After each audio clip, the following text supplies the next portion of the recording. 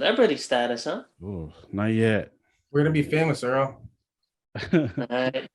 They're gonna be like, is that Earl and Arvin? Like we saw you a year ago on the Research Vibe level. Tribe. Arvin's gonna right. find a wife soon. All right, so we just started. So welcome everybody in the chat to the VybeTrybe podcast. My name is THT Cyrus. This is Big Husky. Pacific Chief couldn't be here. He had things to tend to, but we have a special guest that we brought along. So if you guys have been following us, we've been doing this series called Growing Up Islander. You've seen us do Tonga, Samoa, Hawaii, all of these things that we've all these islands that we've been really focusing on, New Zealand. Now we're moving along and kind of getting to the Philippines. Those are our Pacific Islander brothers that they know the lifestyle.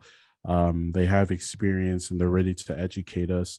So if you want, let's start with you, Earl. If you want to just introduce yourself and then pretty much say where you're from, and all that good stuff. All right, so hi everybody. Yeah, my name is Earl. I'm originally from the Philippines. I grew up in Manila, which is kind of the main city over there. I was born and raised over there, so I been there almost my entire life. I came here when I turned 21, but yeah, Philippines is home to me. What about you, Arvin? So I was born in the Philippines, but I've lived here most of my life, like 25 plus years. I got here, I arrived in the US around a year and a half. And yeah, I still speak the language at home fluently. But the last time I went back was 2017 for like a month. But yeah, that's my background. With you saying that you've been here a great majority of your life, do you know of where your family's from, whether it's a city or a village? So we come from this place called Laguna Bay, basically about an hour and a half away from Manila. And I don't want to say village, but it's more of a small town, right? And yeah, I still remember growing up. Well, I didn't grow up there because I stayed out there from 5 to 7 years old. So I remember those years. Going to school, kindergarten, first grade, second grade. And growing up here, where did you live? In Los Angeles, actually. Okay. Yeah. So going back to you, Earl, you're full Filipino, right? Well, like my blood, no, like I'm mixed with my family, my parents are mixed with a lot of different stuff because back in the day, how like there's so many different wars going on. So like the other Asian countries around, they refuge to the Philippines and whatnot. So like my mom originally is from Vietnam, and so her dad or my grandfather on my mom's side, his part Spanish also, and then on my dad's side, his Chinese and Filipino. So like, but yeah, I grew up in the Philippines, so it's just easier to me to just say, I'm Filipino, rather than when you meet somebody and you have to explain all of that stuff. It's like too much. So it's just, and since I'm born and raised in the Philippines, I just consider myself Filipino. Was that ever hard growing up for you? So for me and Big Husky, how we're born and raised here in America, some of the Samoans, they may look at us like, oh, you're not a pure blood, you're not a real Samoan, you know what they'll say. Did you ever get that while you were living there? Not in the Philippines, like in the Philippines, I don't think Filipinos aren't really like that. Because there's also so many Chinese Filipinos in the Philippines. Like, yeah, there's a lot of Chinese. Like all my friends. So I went to a Chinese school. So all my friends, I would say 90% at least can speak fluent Chinese, and Mandarin and Cantonese. But I never experienced like people coming up to me and be like, "You're not a real Filipino because you're mixed with this and this and this." I never experienced anything like that though. Um, so for you, Arvin, what was it like uh, growing up there, or like what did you see, like In the what life was Philippines? like? Yeah, for the kids there, from what you remember. So from in school, I remember it being really strict. Right. Right. They would used to hit us with rulers if we got answers wrong, or remember that, Earl? Yeah, like you get whooped with a ruler for sure. Yeah, like if you did, like, because I remember they were teaching us how to tie shoes like 1 or 2 days, and I couldn't really tie my shoes. And yeah, they got me in the hands with a ruler. So out there, it's really strict and rigid when it comes to curriculum, right? And you got to be on time, and the parents have to be involved in it. And I guess all of Asia, with education is very important to us. Whereas over here, I remember when I used to be a teacher, it's the total opposite. Right. Right. Right. For you, Earl, growing up there for a great majority of your life, you said up until 21. What was life like for you growing up there? So for me, life was, I mean, it was amazing, and just like anything, you experience stuff like hardships and whatnot. So, like I was saying earlier, I did go to like a Chinese school, and so that school, it was a lot of wealthier kids going there. I was only able to go there because like I had family, like my aunt, in Australia. She would pay for my school, help pay for my school, and then my parents were here, so they would send money to so that I can go to school over there. Because in the Philippines, it's not like here, schooling here, a lot of people just go to public school, right? And then it's like the really rich people or the wealthier people go send their kids to private schools. In the Philippines, majority of the kids um, go to private school. So, but growing up, like, because I guess the only hardship was, well, one of the hardships was, being around such wealthier or well-off people, and wherein me, like I walk to school, wherein other kids they get dropped off at school and whatnot. So, but it was fun though, it Philippines always gonna be my home. Like it's such an amazing place. At when you said you went to that Chinese school, were you like a teenager at that time? So my school in the Philippines was a little bit different. I don't know how it is now, but back in the day, my school didn't allow anybody to transfer to that school, right? They don't allow transferees. So everybody in that school went there since kindergarten.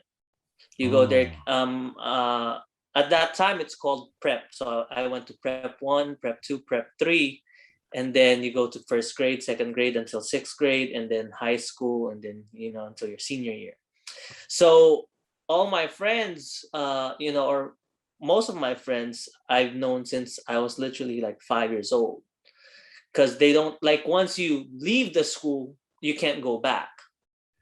And also because the school, the education system was really hard, that sometimes as you go higher, once you hit your freshman year in high school, sophomore year, like you get less and less people in your class. But that was my school though. For a lot of the other Chinese school, I believe it's not like that. Like you can just transfer there and whatnot. right. Those were like kind of like public schools. Kind of, yeah, yeah. Yeah. My school was just really strict for some reason when it came to stuff like that. I don't know why. Okay. Okay. Like I guess they want to maintain the culture of the school. Right. Right. Right. Um. So for you, Arvin, what age did you come to America? So I came here when I was about a year and a half, Oh, and okay. I went back from 5 to 7. So I attended, I believe, kindergarten, first grade and some of second grade out there. Yeah. So you have that unique situation where you actually came to America and grew up here, being that you were born back home. Um, did you experience any problems as far as growing up here in America, being that you were Filipino, not even Filipino American, you're actually Filipino coming from the from the homeland. Like, did you experience any problems? Oh yeah, in high school, especially from high school, middle school, back in the early 2000s, not that many people knew what Filipino was, right? So they, I was Chinese a better part of high school, Right. right? And when I say this about Manny Pacquiao, they think it's a joke, but it's a truth because once he started getting famous, I wasn't just Chinese. I was Manny Pacquiao for a good amount of like a year or two, Right. right? Then after that, once it started, I guess when cultures started getting recognized, or the new generation started, I guess, picking up here in society, that's when it kind of got in a little bit. Oh yeah, you're Filipino, or you're a Pacific Islander. You know what I mean? Or you're Cambodian. At least Cambodian, we have the same color, right? Because they're a little darker. Yeah. But in high school, yeah, I was Chinese for the first 2-3 years of high school. I heard it all, Chino, everything else from the book, right? And you kind of get desensitized about it, right? So now with society being so, I want to say, so sensitive, I guess if you mess somebody's culture up, or you call them by the wrong culture, that's when, oh no, that's can't do that. You don't do that. But the way I grew up, not you don't expect people to know who you are or what you are, right? So That's it. That's it. yeah. For you, Earl, were there any problems in your personal opinion for those growing up there? Like, not really. So I feel like stuff here, because it's so diverse in the US. Like, there's so many cultures, there's so many different races here. Like, so like sometimes there could be racism, there could be like bullying if like there's only one Asian kid in on all white school or something like that, right? But in the Philippines, everybody's just Asian. Everyone's Like, Filipino. exactly, it's Filipino. It doesn't matter if you're Chinese Filipino or whatever Filipino, you're Filipino. It's just how it is, you know. So growing up, I mean, I've never really witnessed like the stuff I see here. Like I would see bullying in school to an extent, but not like how it is here. Like there really is really really bad. Yeah. In the Philippines, it's more just like you make fun of somebody in a joking way. It's like if you have a group of friends, there's always a one guy that you guys always make fun of. You know, Right. Right. but at the end of the day, everybody's still friends. So luckily, I never got to experience stuff like that. And I think it's also the culture in the Philippines or in Asian countries. I feel like the culture plays a big role in how people are more respected, because like Arvin was saying, that ruler hurts. Right. Definitely. Um. So, what was home life like for you? Like, what were some values that were instilled in you while growing up in the Philippines? So I think one of the most important things that, like, as kids, that your parents or just elderlies would teach you over there is like respect, right? So in the Philippines, every time you talk to anybody older than you always use the word po, which po, right? It's just Yeah. that um it's just like after you say anything, you always end it with that word, or it's just a sign of respect. So I feel like that's the first thing I learned pretty much growing up, is just to be respectful, respect your elders, respect other people. If not, you're gonna get hit, or you're gonna get grounded, or you can't go out just because you don't respect somebody. So With the values that you named, do you still carry that till this day? oh yeah, I mean, to me, respect is very important. Like, even now, like like you guys know, I just had my first child, and Yeah, congratulations. thank you. So like with me and my wife, when we talk about it, we always talk about the fact, that we want to raise our kid knowing how to respect other people.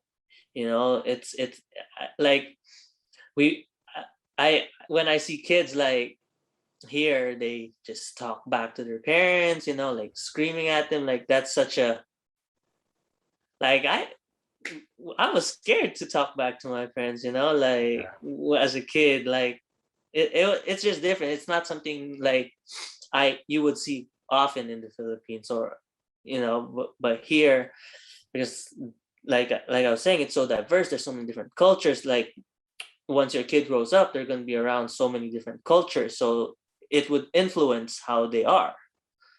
But yeah, Definitely. we hope that respect is something that we can instill in our kid. Definitely. Yeah, we share that as well. We grew up with an iron fist. Yeah. So me and Husky and pretty much all Samoans, we grow up with a mother figure and a father figure who are ready just to lay Exactly. the smackdown when it's needed. So I would never till this day back talk both of my parents or anyone older than me, because it's just out of respect. But definitely, yeah, There, we share that. there was this thing too. I was telling Arvin. I don't know if you remember, Arvin, but before, when we were talking about getting whooped by our parents and whatnot, I was telling him, like, in the Philippines, that rice, before it's cooked, Or you gotta kneel on it.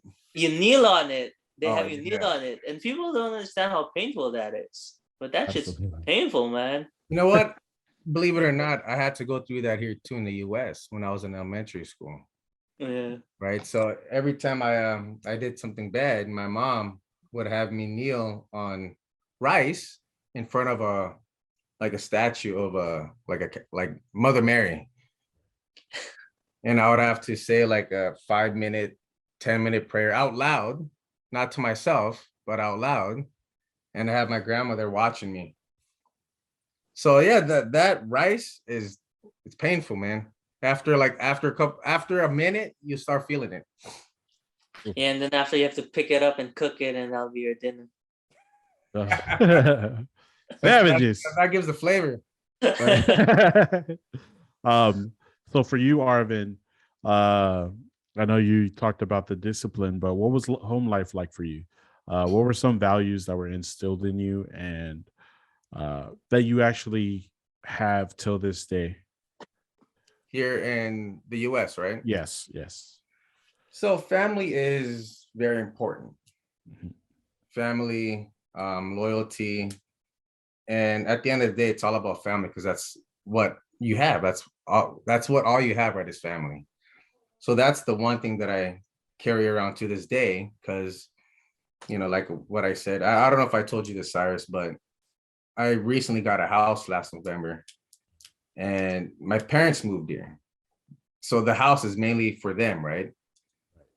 And in the American culture, when they see someone my age, with my parents, they think, oh, damn, that guy has nothing going for himself, right? But in our culture, that's what you do, right? They kind of forced me into it. They kind of gave me the choice of, if you don't get the house, we're gonna go in a senior community home, which is like, It make you well, feel bad. well, shit, I'll get it. You know what I mean? And but yeah, that's one thing that I always carry with me, right? Family values, um, it always changes when it comes to parents and kids. When you're younger, your parents take care of you, right? But once you get older, that's when the role switch. And that's one thing that I do have to this day, and respect for your elders. And not just family members, but same thing with work, right? They're in that position for a reason. It's either you respect that and get along, or you try to fight back, and they'll make your life miserable. So Yeah, we share that in common too with our culture. Like our our elders are like the most important thing. Like we don't want I couldn't imagine ever trying to put my parents in a home or my grandparents, because it's just like, oh, it is what it is. They're gonna come live with me, like, yeah, because these are the, like, who knows them better than you know like, what makes them mad, what makes them happy, how they like their coffee or tea, like small things, like um what they love to eat or at what temperature, like things like that. And it's like, why send them to a home where a complete stranger is trying to figure them out? And it's like, you already know. Yeah. So, but just to give you a heads up, man, the parents are very stubborn. mm, Oh man, they are very, very stubborn. Filipinos will kind of talk to each other like it's all about the familia, you know what I mean? And it is, but you do have to kind of humble yourself, and got to recognize, no matter how old they are or whatever the situation is at home, at the end of the day, they're still your parents. And yeah, couple of days ago, me and my dad kind of got into it. Long story, but yeah, instead of saying stuff that I would regret a couple of days later or the day after, I just got in the car and just drove around. Cool yourself down a little bit. And yeah. And in the Philippines, like people, they actually live with their parents, their grandparents. They get married, they still live with their parents. They have kids. It's such a normal thing. Like here, I know like when I first came here, I would talk to friends like they're 18, they can move out now. Like and stuff like that. Like they look forward to moving out or seeing their kids move out and whatnot. But in the Philippines, yeah, you're with your family until your kids have kids. If you're lucky enough to live that long, like, and it's just a normal thing. It's not like, oh, this guy he doesn't have anything going on for him, so he's with his family. It's different. It's seen differently. It's funny because when I first told my cousins back home in the Philippines that I was moving to Vegas, the first thing they asked me was, "Oh, so you're getting married?" yeah, Like, I was like, as "No, no." expected. Yeah, I was like, "No, I'm just moving out." I was like, "Oh, for what? You got a girlfriend?" I was like, "Yeah, I do, but we're not gonna, live together." And they're like, "So why are you moving out? Like, if you're not getting married, it's a waste of money." So that's their thing, right? You live together, save money, and once you get married, you guys move out. And it's usually, I don't know how it is with Earl's family, but in my family, it's usually the girl moving with the guy, but when their parents get older, the girl's parents move in, right? Like I have a family in Canada, and a couple of my female cousins are married to Canadians.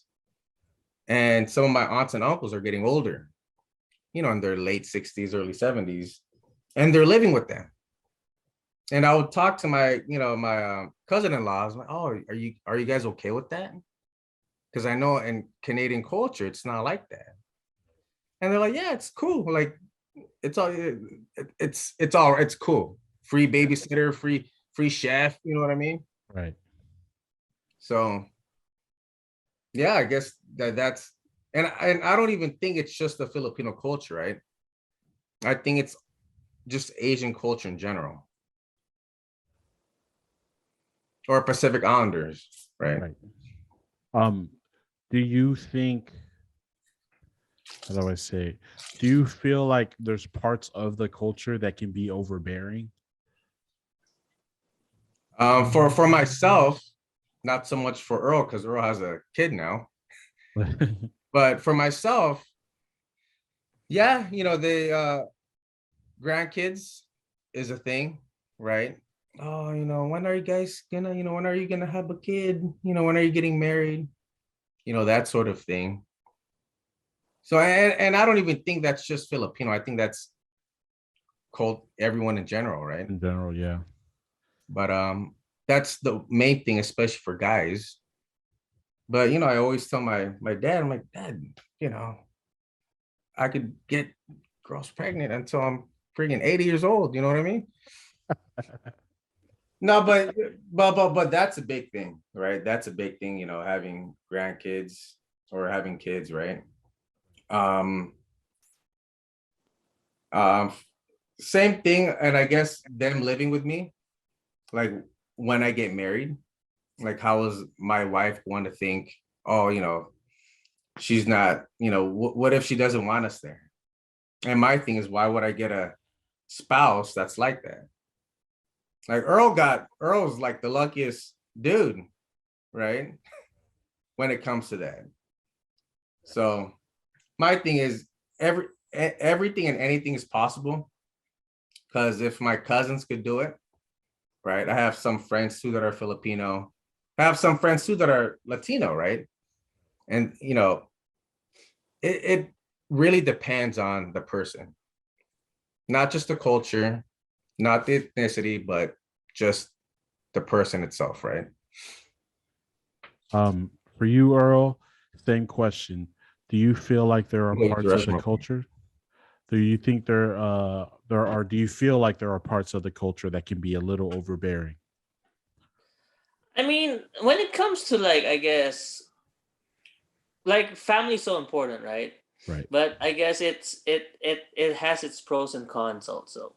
Like Arvin was saying, like people live with their, or like we were saying, we live with our family until we get married, until we have kids. Um, and I think a part of that also is because it's frowned upon uh, for you to live with your significant other if you guys aren't married yet. And I think in the Philippines it's very conservative. At least in my time, it was very conservative back then. Now it's slowly, getting a bit more liberated there, but Yeah. it's still conservative compared to other, or to the U.S. at least. Right. Um. So, Oh, go ahead. oh, I'm sorry. So yeah, I feel like that part of the Philippines where family so important, but then you don't want to disappoint your family. But then sometimes if you have found that person that you do want to move forward with, not necessarily marriage yet, but like here in America, it's normal for couples to live together. Right.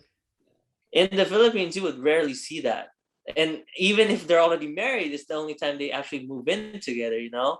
So I think, yeah, maybe that part is, how conservative it is, or how not as open-minded to certain stuff.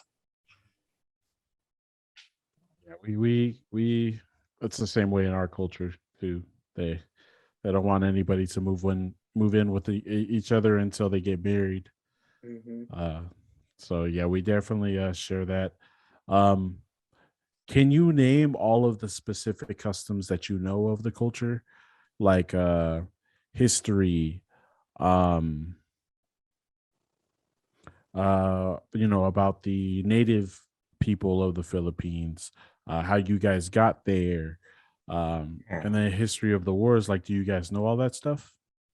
I mean, they teach it in school, Yeah. but history is not my strong suit. Like, even I remember back in the day when I had to study about all the heroes in the Philippines, of how it was discovered and stuff like that. I was never good at history, pretty much.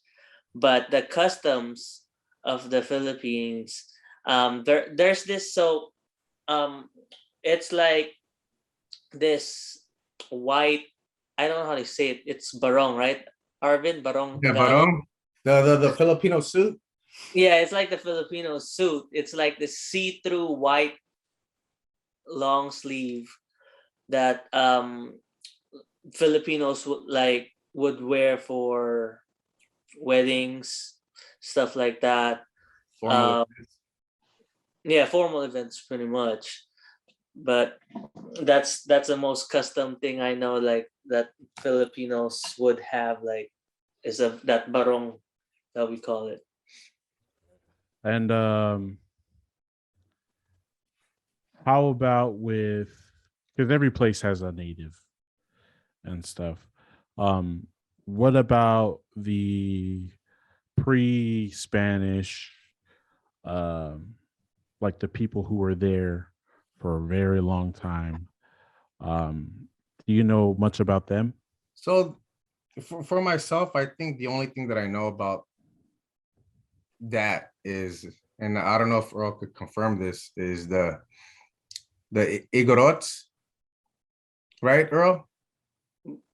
But what do you mean? What about them? Because I think they were there before. I think that's our indigenous There you go, people, indigenous. Yeah. Oh yeah, yeah, yeah, yeah. the Like, Igorots. So they're kind like of they're the they're real Filipinos that's yeah. been there way back. Yeah, yeah. So they look more African American than Filipinos, right? Curly hair, dark skinned. So that's what I know about our indigenous people. The Igorots, they're more African than what you see Filipinos now. Because now we're all mixed up. Earl's Right. not 100%. I'm, my great grandfather is Spaniard. Right. My great grandmother is, I think, like Chinese. So I'm mixed, right? My cousins from my dad's side are all Earl's color. My cousins from my mom's side are all my color, right? So, but history, man, the only thing that I know about our history is Jose Rizal. What is it? Jose Yeah, Rizal. He's yeah, like Jose. a hero, man. From World War II, he came back. Well, no, was it World War II? I think it was Yeah, before he that. left to get help, General MacArthur, and he goes, I'll be back, like Arnold Schwarzenegger. And he Yeah. came back. He came back after X amount of time. And yeah, and I don't know if Jose Rizal was in that same generation, Right. but Jose Rizal is the one that stood up to the Spaniards. Oh, okay. He's like, okay. nope, gotta get out. Because the Spaniards were doing the big deal. Yeah, I know we were invaded by the Spaniards for really long, like 100 years or something like that. Yeah. Like we were invaded by the Spaniards the longest, and I think that's also why there's a lot of kind of Spanish culture in a way in the Philippines. Like I said, my grandfather, he's part Spanish too, and like I was saying, he has some Spaniard blood in him too. And that's why there's also a lot of like last names and Filipino last names that are similar to them, Right. and a lot of similar words also to them. Do you know if there was any? With today, like if there's any pushback? Because example in Hawaii, they're really trying to keep it a Hawaiian uh, culture. They're trying to keep it, their own. The original people of Hawaii, they're called the Kanaka Maoli.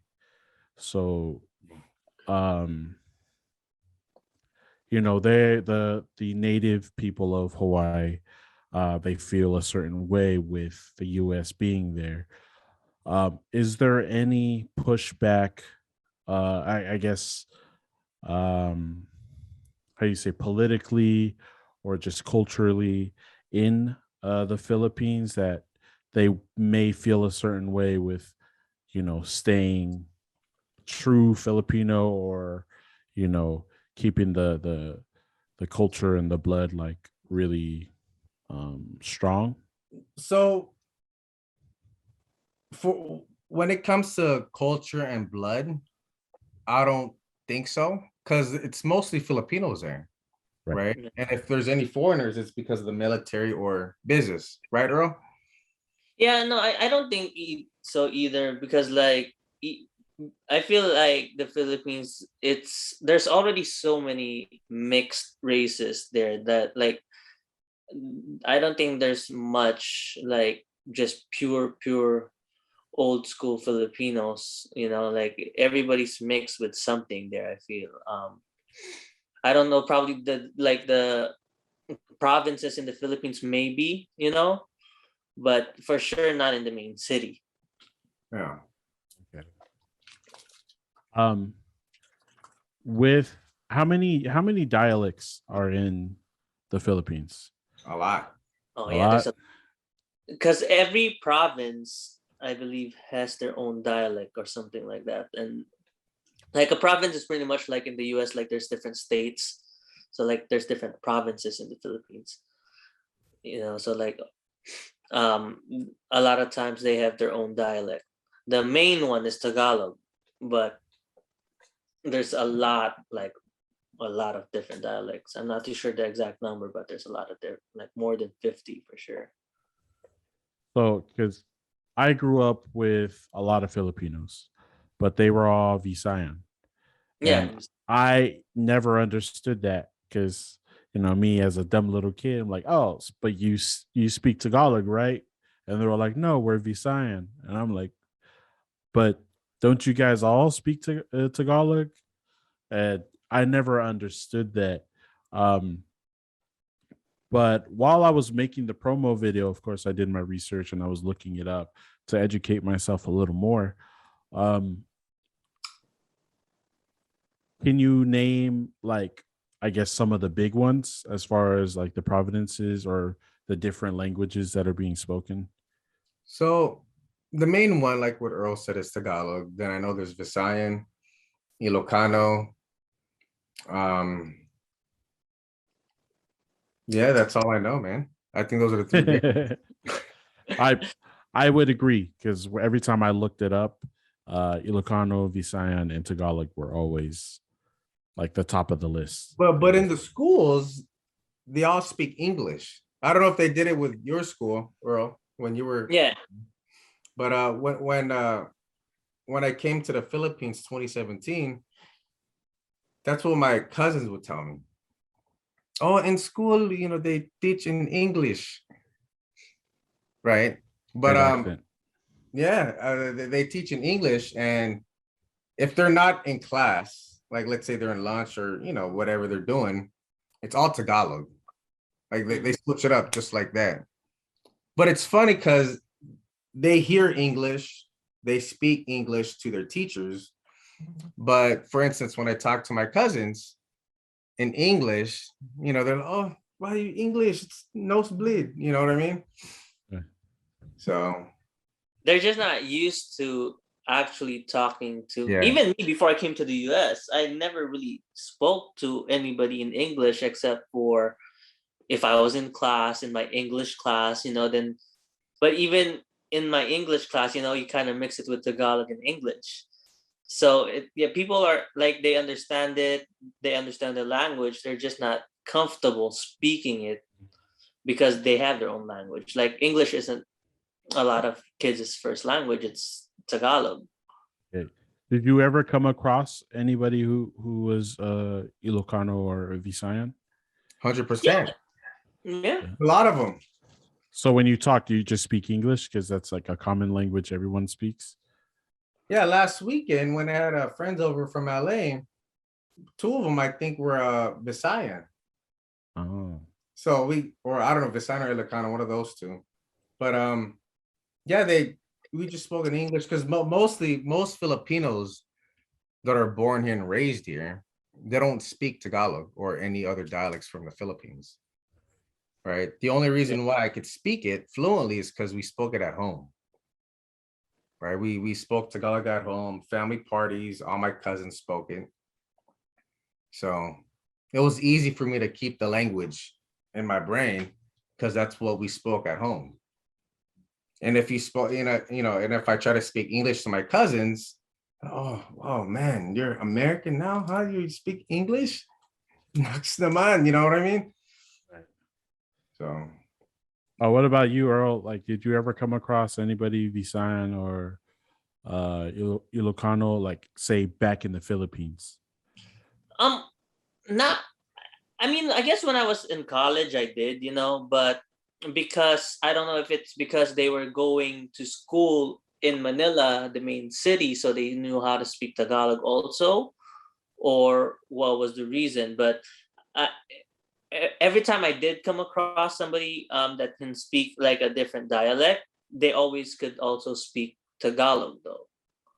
So like there's a lot of people from Cebu who also have their own dialect, but then or even Pampanga that come to Manila, and they all spoke Tagalog. So, um, but I've actually worked with a few people here in the U.S. who are from Visaya and they don't speak Tagalog, but they speak their Their language. dialect, yeah, their language.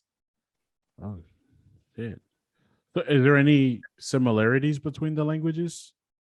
No, it's like, It's like a completely different language. yeah, when I hear like people speak in Visayan, Yeah. I have no idea at all what they're talking. Like it doesn't even sound like a language that I know at Yeah. all. What about Yeah. you, Arvin? Like when do you think there's any similarities, or can you pick up a word or two? so the one word that I could pick up is manong. Mm-hmm. So Is manong and I don't Tagalog though, no? yeah, so manong in Tagalog is what? Like uncle kind of? Manong is just not uncle, but Like manong is older. like as when you go up, it's normally like when you people normally use that word when they talk to like a stranger who's older than them, like as a sign of respect. Respect. Yeah, Manong. because in Visayan or Ilocano, one of those two, manong is kuya. Manong is older brother.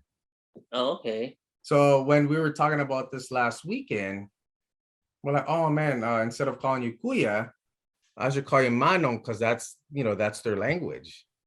Because I was calling them kuya for for better half of the day, right?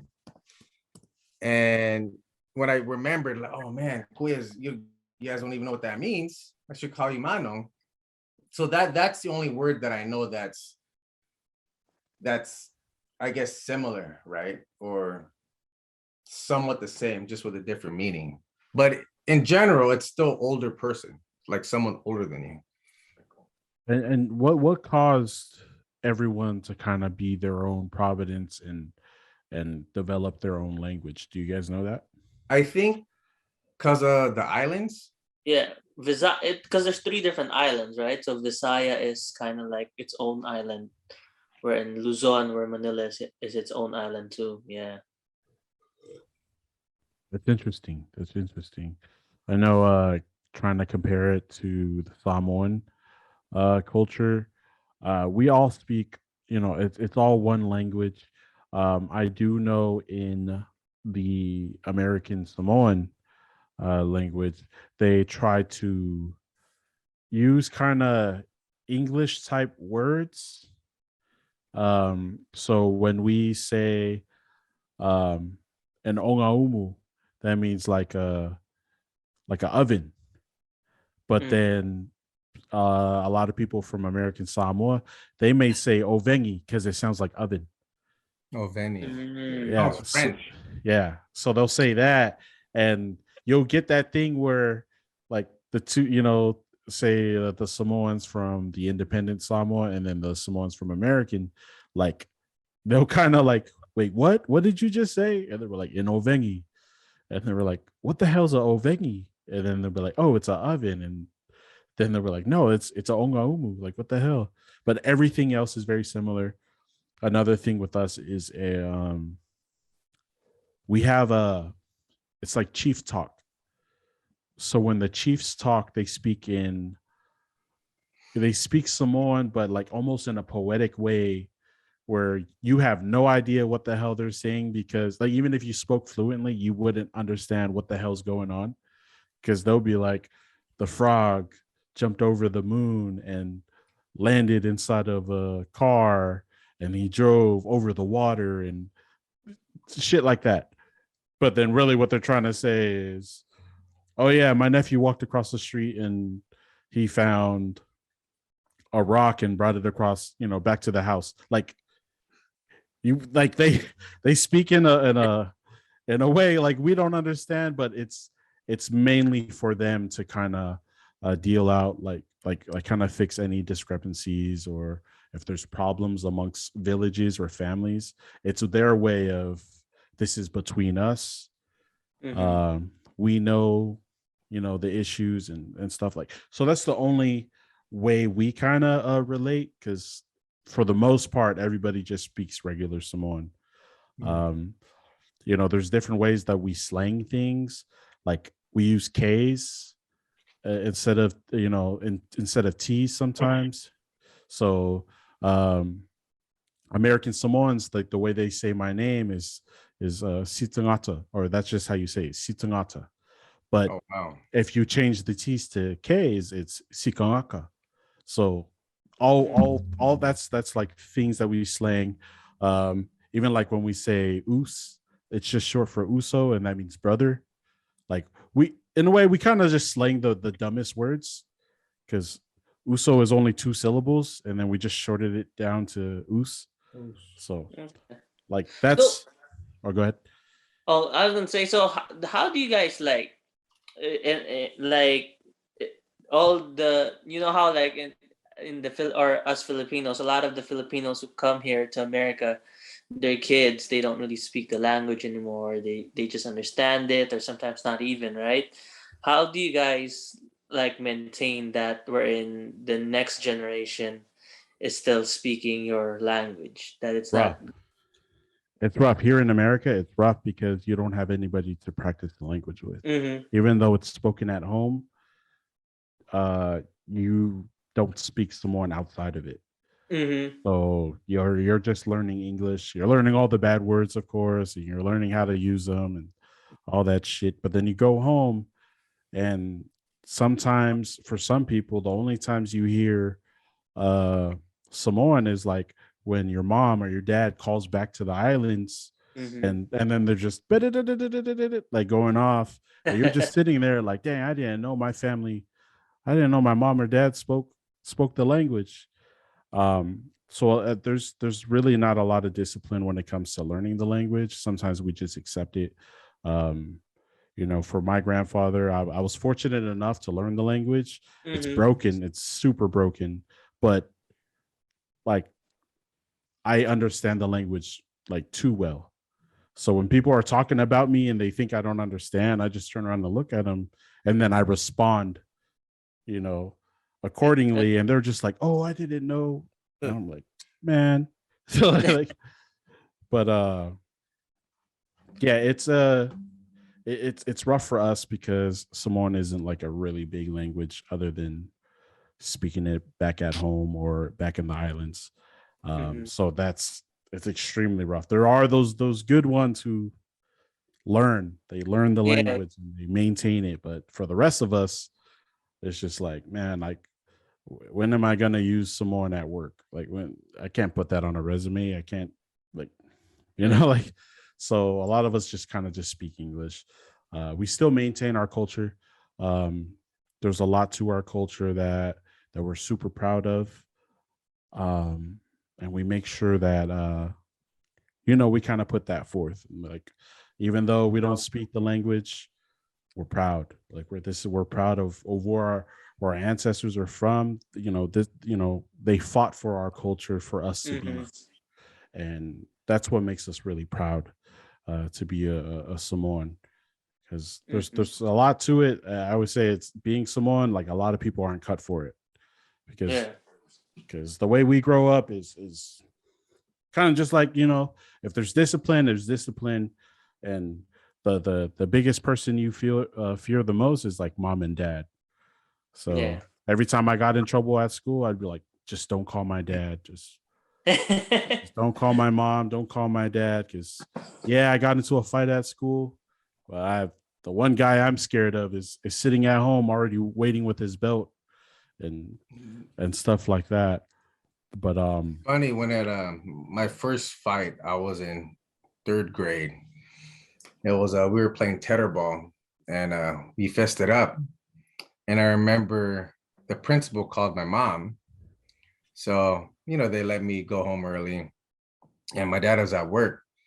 And when he got home, he called me to his room, to my parents' room. He was like, come upstairs. And I was scared. hey, I was so scared. And I sat down and my dad goes, tell me what happened. And, I told him the story to what I can remember at that time because I didn't want to tell him the whole truth. And he goes, it looks like you lost because you have a bruise in your eye. And I was like, oh, well, I didn't want to hit first. I want him to hit me first because it's, it'll be self-defense. Right. And he goes, well, next time, if you ever do, don't use your face as a punching bag. And right before we went downstairs, my dad goes, tell your mom I disciplined you. And I'm mad, but next time don't do that. right. So I see. yeah, well, when it comes to that, yeah, I don't know. Yeah. Right. So being that we all come from an island, we all come from the era of the discipline. Uh, do you feel like it's ever built like a mental health issue, or where you kind of resented like a bunch of like how you were treated, like did you ever have that? No, because discipline is discipline, and you find that out when you get older, Mhm. right? When you're younger, in your late teens, early 20s, you kind of have that resentment. But once you get older, late 20s, for me, I started feeling it late 20s, why my parents was like that. Right. And that's what it is in the Filipino culture, right? Asian culture, they hit. Right. And now when you see, I especially found that out when I was a teacher, because those kids, they don't care about anything, right? They Yeah. don't care about homework. They don't care about anything at all. And when you talk to the parents, they don't care either, right? And when I look at my parents, yeah, they kind of beat the shit out of me. I remember my dad stable gunned me here twice, telling me I don't want to kill you, papa, right? I still got the scars, but that's discipline. And I think with Earl, I think he gone through the same way, right? And I think we briefly talked about it with Bella, that it's always good to discipline, right? Whether it be Like, no.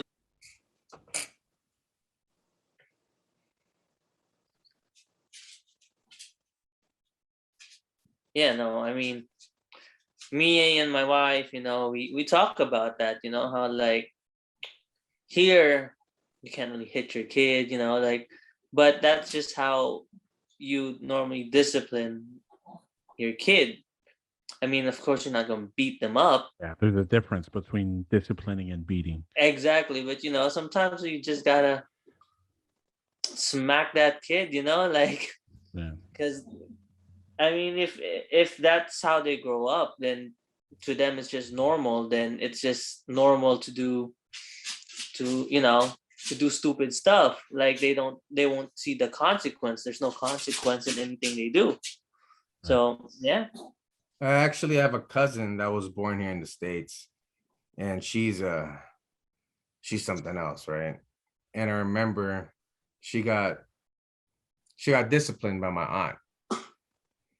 And you know what she did the day after? Because she had to go to school the day after. She wore a sleeveless shirt so she could show the bruises. And the teacher saw. And I don't know if I told you this, Earl. The teacher saw. He goes, "Oh, what happened?" He says, "Oh, my mom beat me." So they actually called the cops, man, on my aunt and her stepdad. So that's the advantage that American kids have, right? Is calling, because our society is so sensitive, right? You know, you leave me a finger bruise, I could fucking put you to jail. You know what I mean? Yeah.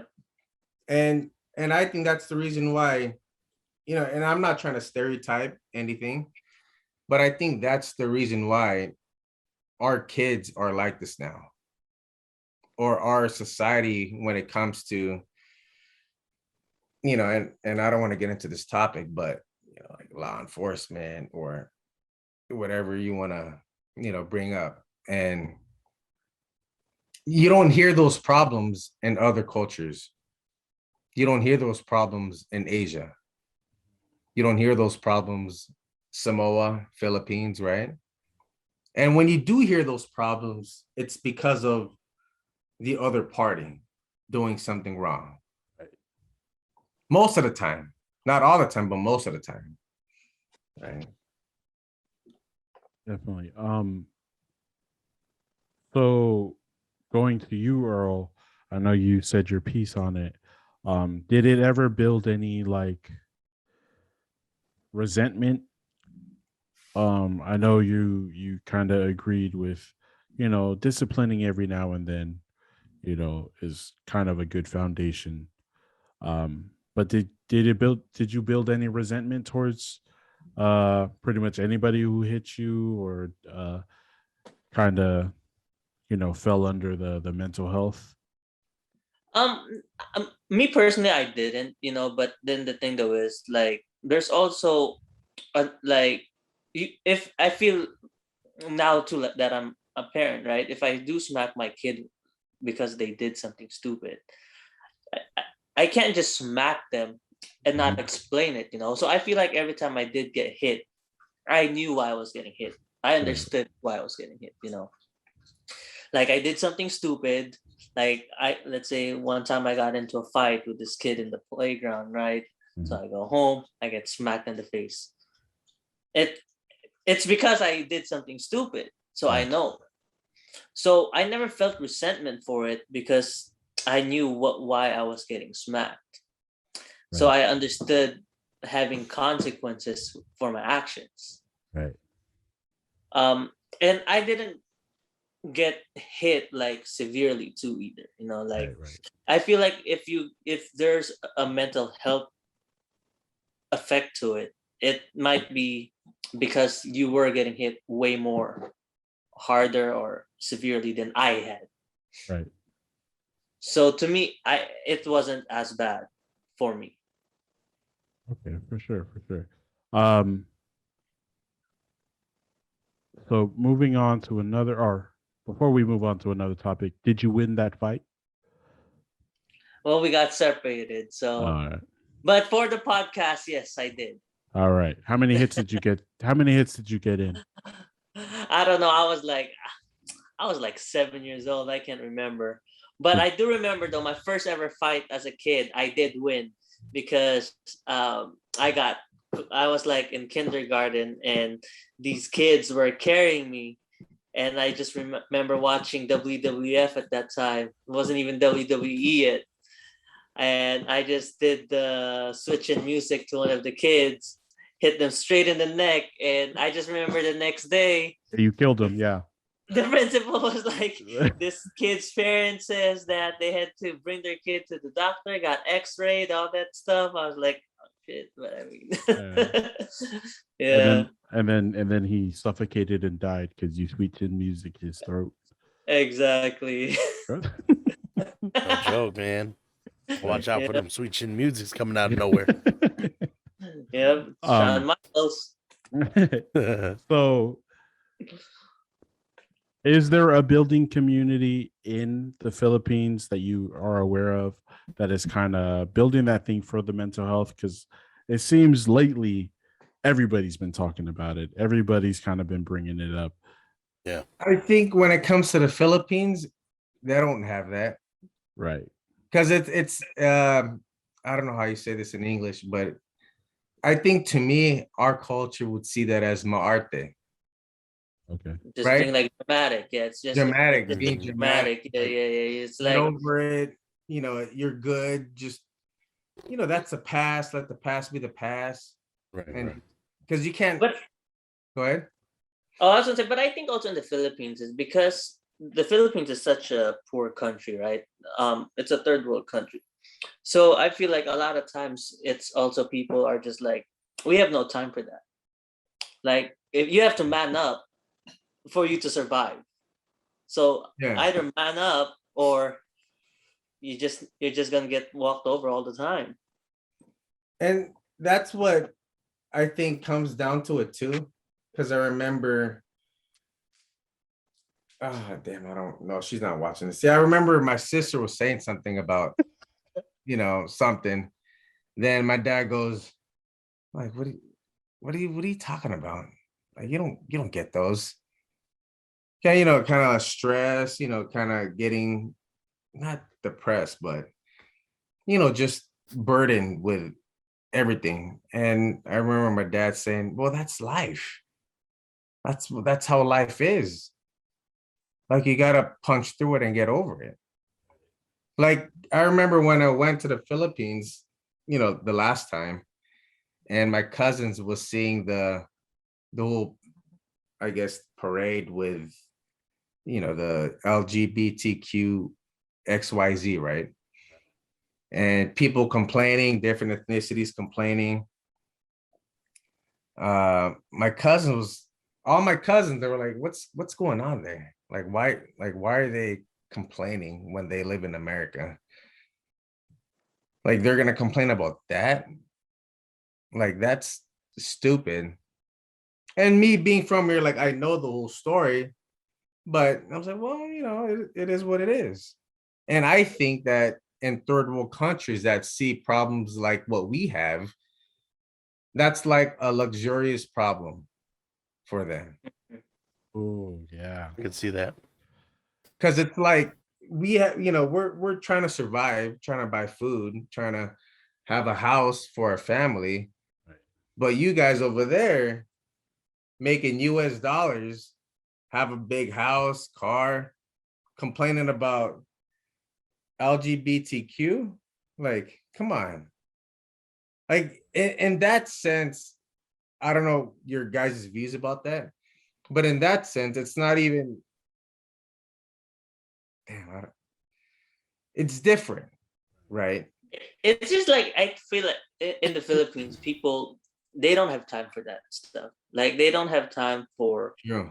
Yeah. I don't want to say petty or small stuff, but they just have like for example, like one of the first things that when I came here to the States, I was like, oh shit, you can do that.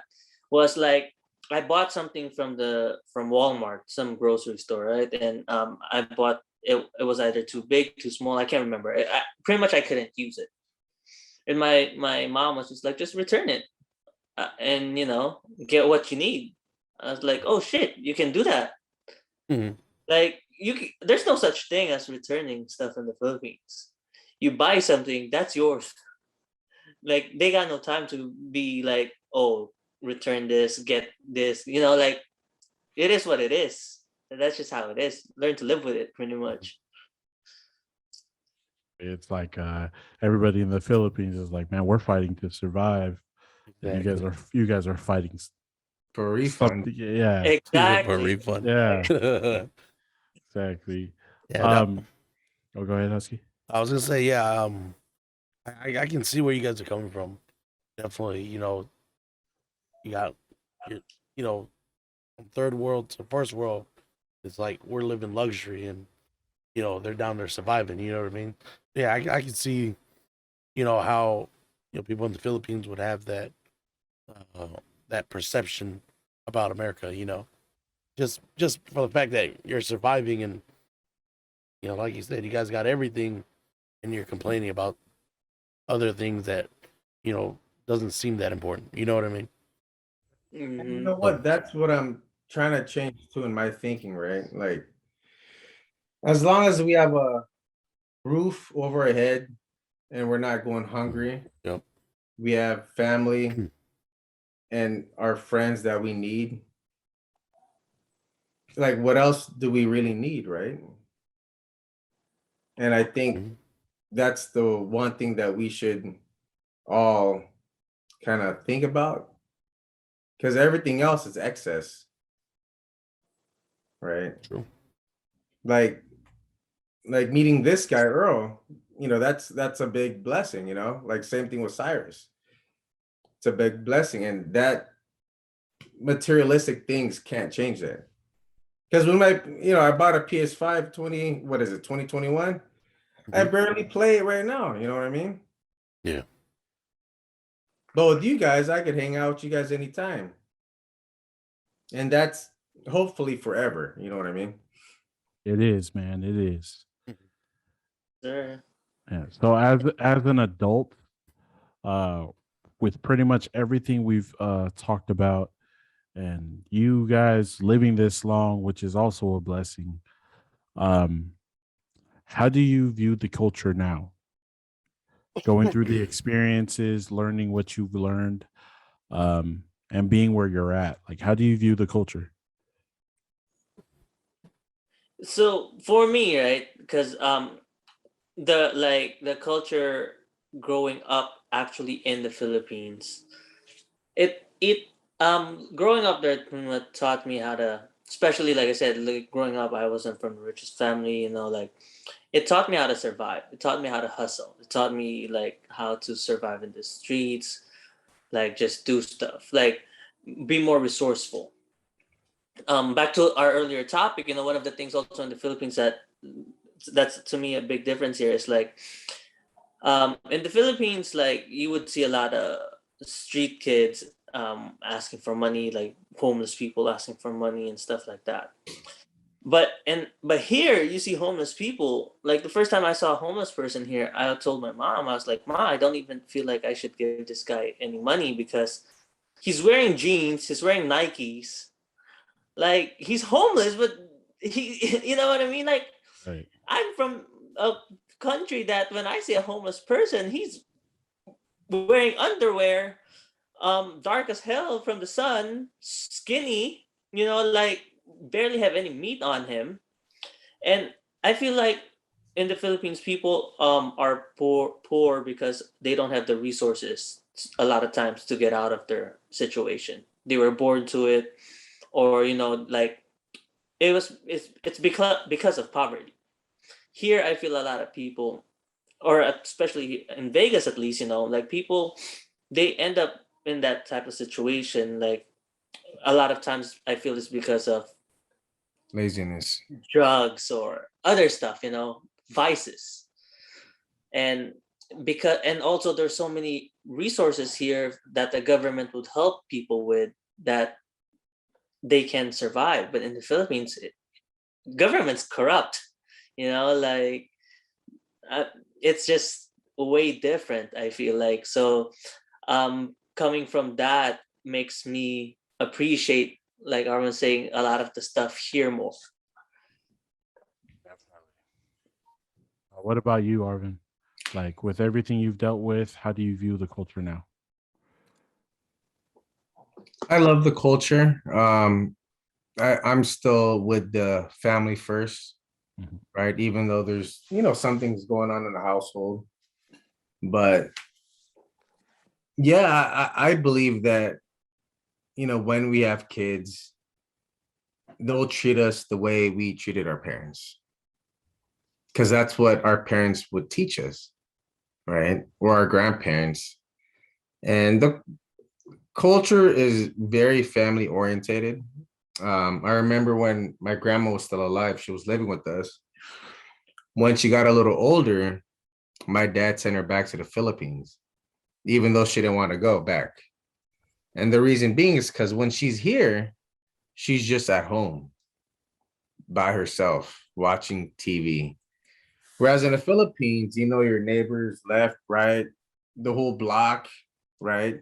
Everyone's friends. You're never alone, right? Unless you never open the door, right? You just stay inside. And that's what I like about the Philippines. You're not alone. You have people, you have your neighbors, family, right? Community.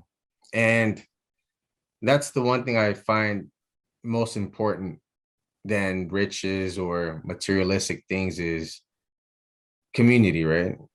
And from what my parents taught me, even when I was younger, it's better to have a handful of friends, like brothers that you could talk to about everything, than 10, 15 people that, 10, 15 friends that you can't even say anything to, right?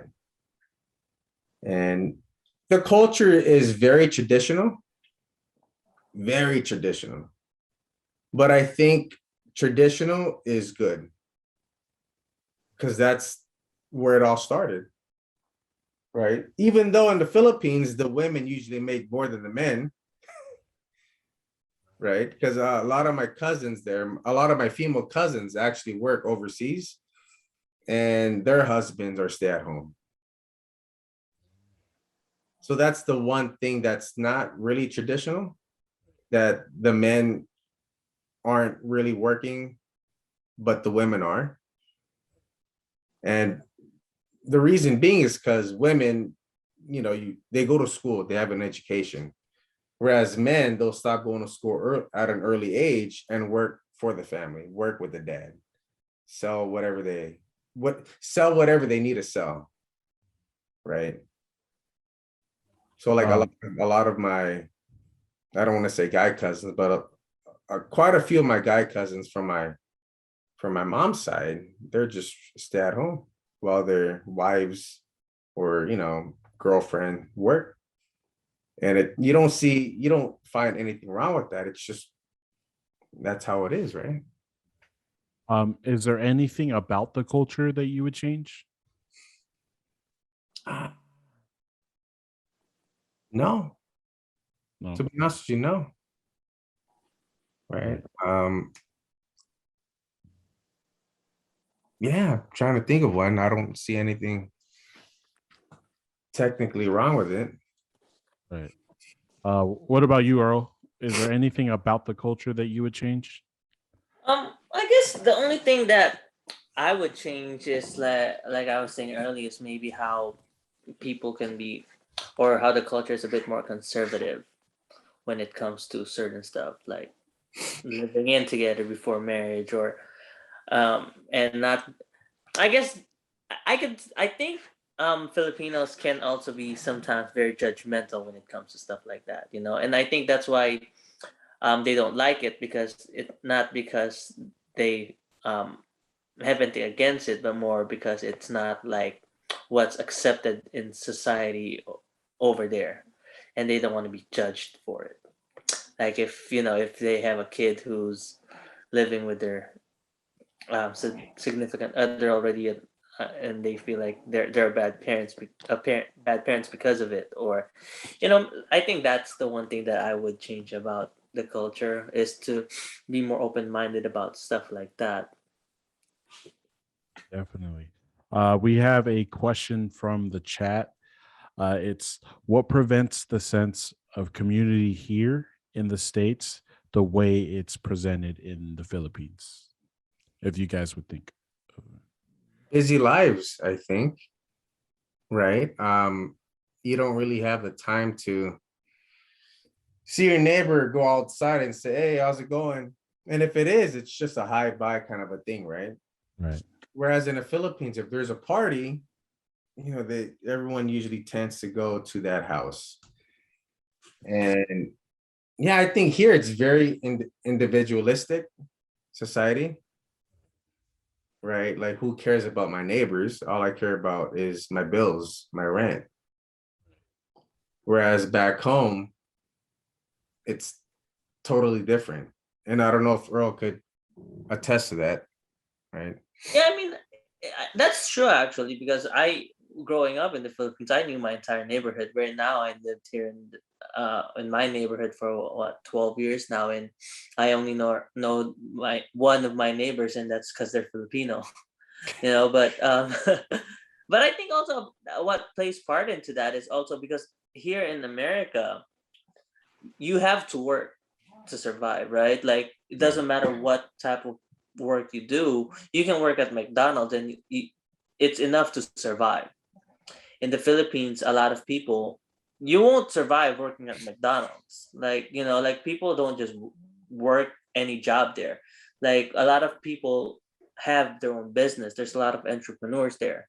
And I think that's why it's like that, because they have more time, because they work on their own time because of their business. Definitely. Chat, feel free to type in your questions because we are coming to the end of the podcast with our brothers here. So feel free to just let them questions go, and I'll make sure they get asked.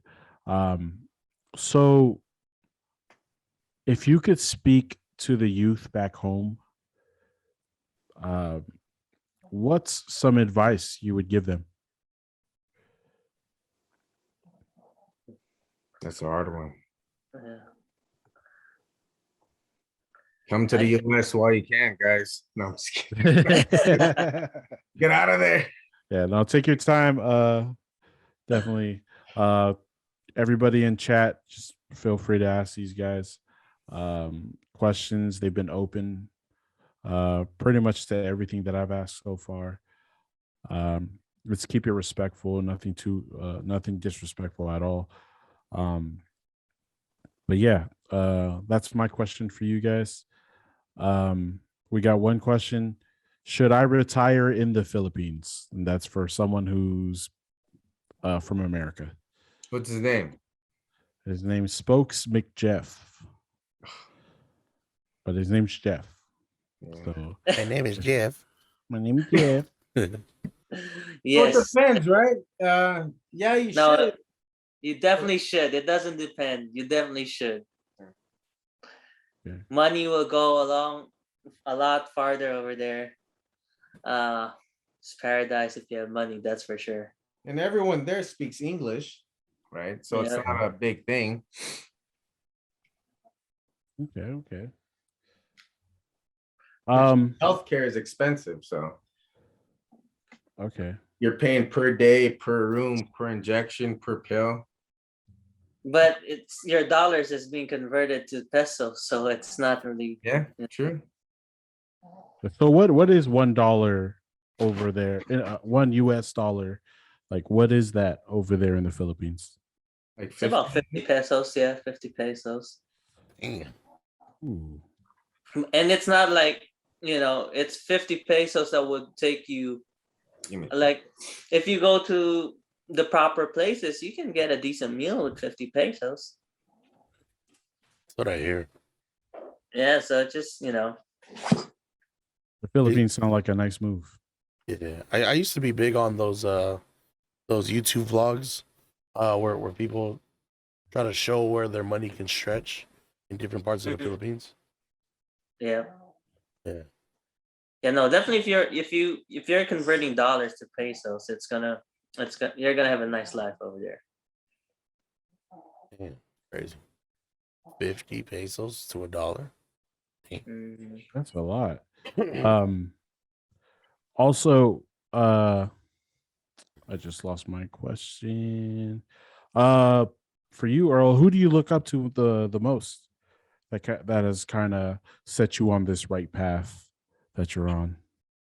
So when I was growing up, right, my parents they were already in the US, especially my mom. She was working, so that she could send us money to get by in our lives over there. So I think one of the major influences in my life at that time was my basketball coach. Okay. So playing I played a lot of basketball there, and that's where I spent a lot of my time besides school, was playing ball. And my head coach, he really molded me. He made me understand how you can play sports, and also with the same principles apply that to life. So he definitely taught me a lot of stuff. Being how to become a leader, how to represent myself, and stuff like that. Definitely. Arvin, the question was, who did you look up to most that kind of set you on this path that you're on?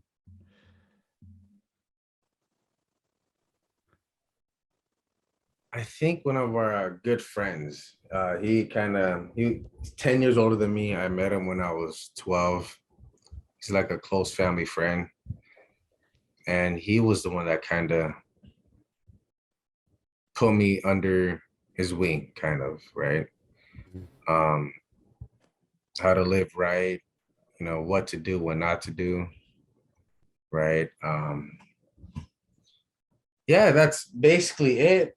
There's a couple more people right now that kind of guides me along the right path. And those are the people that I lean on to right now, right?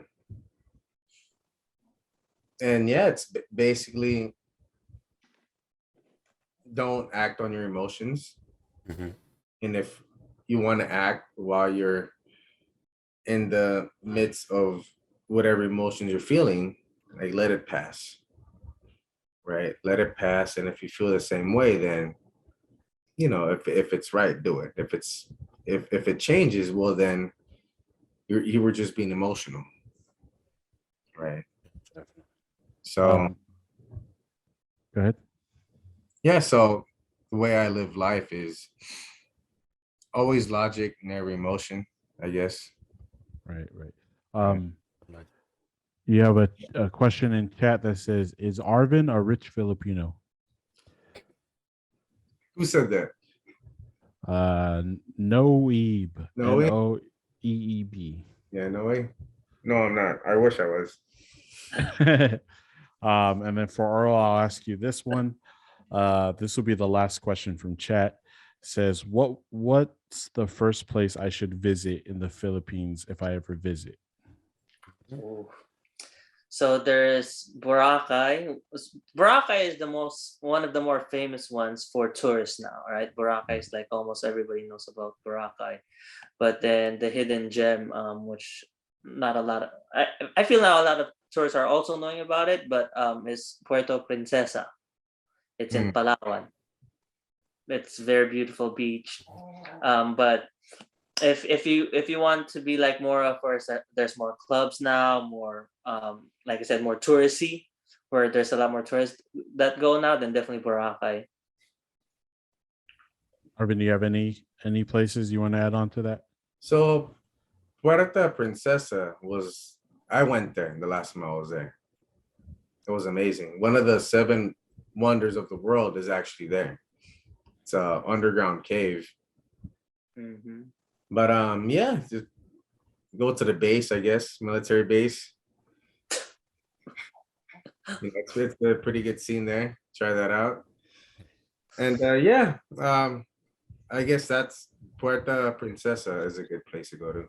I've never been to Boracay, but I've heard wonders in Boracay. So Definitely. All right. So I've given you guys enough time.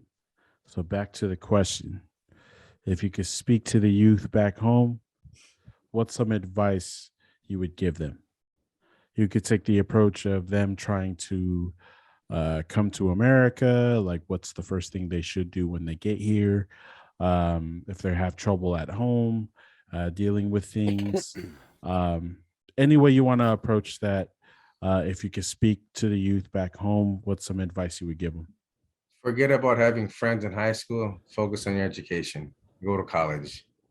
Because I remember in high school, you want to be with the in people, right? You want to be cool. Now looking back at it, yeah, that's nonsense. Take education seriously. Go to school, right? And don't pick a major that's easy to graduate from, but pick a good, Nursing.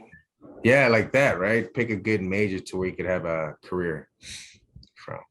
Definitely. What about you, Earl? What you got for the kids back home? I mean, I guess if I see that question of like also as if I were to give some advice to my younger self, what would I tell myself? And I guess in my situation, at least when I was younger, I would tell myself like not to worry too much about what everybody else is thinking. Don't compare yourself to other people or your friends who might be in a better who might have a better status or better life. Right. Like things can change as long as you work for it, and the future. You never know what can happen in the future.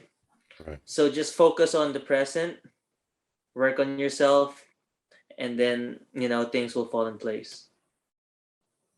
You guys heard it. Do you guys have any questions for us? We're open books as well. Very open. So is there like a big Samoan community for you guys here in Venice, or? And yes, there's a big movement as far as everybody coming from Hawaii over here, and then you have a lot of us who are, because I'm from California, Huskies from California, and Pacific Chief. Pretty much the Vibe Tribes from California. I just relocated to Vegas, but yeah, there's a lot of us here. There's quite a few, and then back home too. Like I there's not a big community.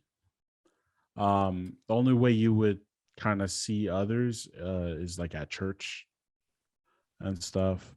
Like where I grew up at, like in the neighborhood I grew up at, um, it was just Mexicans everywhere. And we were like the one Samoan family that lived on the block, or we're all kind of just spread out. At some places there are like communities where they're all on the block, on the same block. Um, Unfortunately, we weren't one of them. we grew up in a neighborhood that was just us. Husky, add on to that. Wait, sorry, what was the question? Is there like a big community, Samoan community here in like the States or wherever you're at? Oh, it says, yeah, definitely. Here in California, I'm like isolated, to be honest. Like I kind of like keep to myself. I don't really go out nowhere.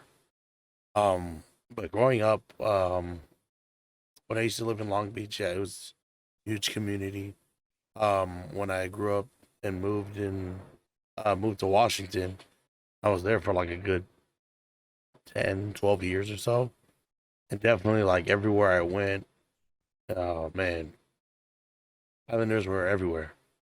So, it was definitely good. Definitely good for me. Other questions you guys have? Arvin, Earl, any questions for us? So, what part of California you from? I know you said Long Beach, but is that? Yeah, I was raised there before I moved to Hawaii. I was born in San Joaquin Valley, and then I was raised in Long Beach, and then moved to Hawaii. Then from Hawaii to Washington, and then from there I finished like my last year out in Illinois. Oh wow. Yeah, oh man, we used to move around a lot. No military. It was just one of those things. Yeah, I've been around. So even like in one state, we would move. It would seem almost like every year. I think in my years of high school, I probably went to 4 different high schools. One year. It's about right. Yeah, I was never really settled down in one spot. So, I mean, it is what it is, though. Yeah. And Where are you staying now? I'm just from Santa Ana.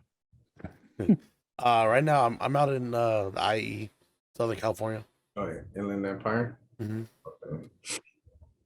Okay. I know there's definitely some more. I mean, Islander community out here in general, but like I said, I kind of like keep to myself.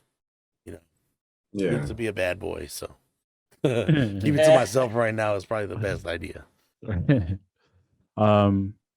Any other questions before we head out?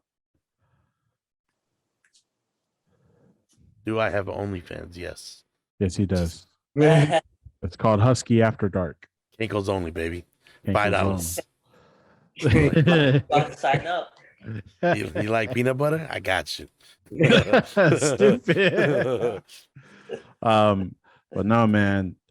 Thank you guys so much for being here. Like, I wouldn't want anybody else.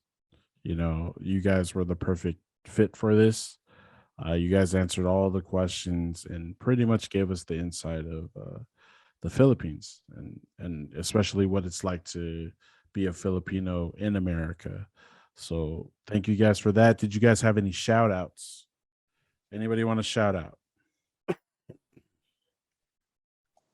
Shout out to my wife and my kid. Hey, Hey, let's go. that's the right answer. Family What first, about baby. Arvin? What about you and your wife and your kids? The ones, the You know, ones you know about. The ones you know about. well, thank you for having me, guys. Hopefully Yeah. this isn't the last, right? And yeah, it was pretty fun. I didn't think it was it didn't feel like this long. When I look at Oh. the time, it doesn't feel like it. Oh, bro, we Yeah, just talk. yeah. We just talk. Yeah. Yeah, for real though. It was good. It was fun. Yeah, Well, thank going you by guys. fast. Yeah, Husky, you got anything? Yeah. Oh man, we you know, Cyrus and I and Pacific Chief, excuse me, we got so much going on. And then these podcasts are like a bonus for us, you know. We meet so many different people. You know, Cyrus and I were like we network like crazy. And you know, to see you guys come on here is a blessing to hear like your background kind of compare with ours. Even if it's you know interviews that we do, the amount of support that we get is just phenomenal. So I just want to thank everybody that support us from our socials to the live videos to feedback that we get, like everything. I just want to say that we really appreciate it all. Definitely. Yeah. Um, I'll just say thank you everyone in the chat for stopping by. I see a bunch of new faces. Make sure you guys hit that follow. Um, feel free to donate if you feel like it. Follow us on all our socials. We're on YouTube. We're on TikTok and on Instagram. So just look up the Vibe Tribe podcast. No eyes, just wise. But yeah, thank you guys so much for showing love and the two brothers here, man. Like for real, like it's really an honor because you know we only have one growing up islander Philippines, just like all the other islands. There's only one episode, and you are the two brothers who came in to bear your testimony, letting us know about the culture, giving us the insight. So it definitely means a lot. As far as shout outs go, um, there's so many people, so many people we want to shout out. So, but everybody in the chat, make sure you guys follow each other. If you guys are a streamer, make sure you guys follow each other. That way we can kind of keep building this community. And we can give you content like this, give you more uh, uh, interviews like this where we just bring on great people that you probably thought you didn't need to know. But yeah, man, thank you guys so much. You got me as a friend for life, you two, and Husky knows it's till the casket drops.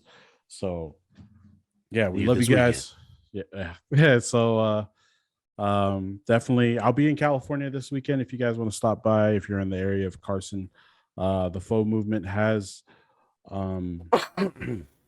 a plate sale, and you know they want me to talk and do a little testimony there where I can share my life, help help out the youth. I'm really big on that as far as charity goes. And hey, you never know, THC Cyrus might actually perform a song. So Hey, let's get it. and if you guys don't know, I hate performing, and I may not ever want to do it again. But hey, you guys stop by, show some love, follow us on our socials, not just the Vibe Tribe, but also with Big Husky, Pacific Chief, and THC Cyrus. I promise I'll get you more music. Hussey's going to keep delivering great content on his stream, and Pacific Chief will keep continuing being a sexual icon. So, yeah, thank you guys so much. Peace. Yeah. Peace. Don't forget your dollar bills.